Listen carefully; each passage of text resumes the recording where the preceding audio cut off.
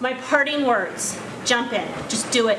Just jump in. Jump into the arena, go on LinkedIn, go on Facebook, go on Twitter, go on Instagram, beware of Pinterest, and just do it, because you've got to get on it and you got to try it. And if you want to do it under another persona, my sister is like, I don't want my ex-boyfriend from this, that, and the other to find me, so she went on as a completely different name, and only those of us who are connected to her know who she is. So there's ways that you can be anonymous and still kind of pilot and test it out.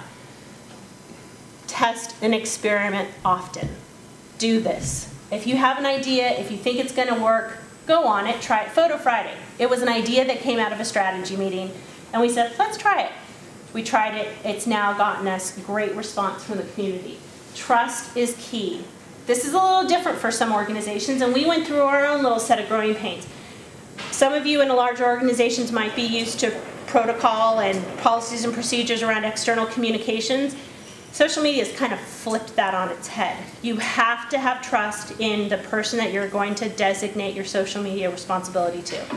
And yes, mistakes happen. American Red Cross, their social media manager thought they were using her personal Twitter and tweeted out something, but it was on the American Red Cross page. But what did you do? She responded in a way, and they, as American Red Cross, give it to them, said, oops, sorry, our bad, this was meant to, and so all of a sudden you had this whole big like, oh, ha ha ha, you're human, you know, it's okay. Rather than, but they responded immediately. She obviously called her director and said, oh my God, what do I do? It was after hours, but the director said, get on it, correct it immediately. And that's the thing, it's all about real time in social media. If you waited 24 hours or even 2 days, it would have become a bigger news story, but because you nipped it in the butt immediately, and that's okay, some things like that are going to happen. There are ways you can delete it and do stuff, but you really do have to build that trust. Read and learn. Those are the two books that I'm suggesting as starter toolkit books. Customer service plus Marcom equals social media. In the old days, in traditional settings, it was customer service, and then you had your Marcom teams. You can now use social media to cross both of those channels, in my opinion. Who do I watch and what's on my nightstand? Charity Water. I like what they're doing in social media. They've got this great thing going with Google Maps to show you where they're drilling. They drill water pumps. Where they're drilling, you can actually go over and see, you know, where the map is in live interactive form.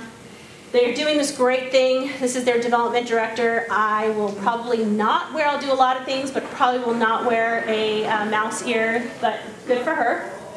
She and her team go on and thank people for donating their birthdays back to drilling water. So they go on YouTube and they just do it with probably their iPhones or a flip and say, hey, thanks donor B for doing what you do to help Charity Water do what they do.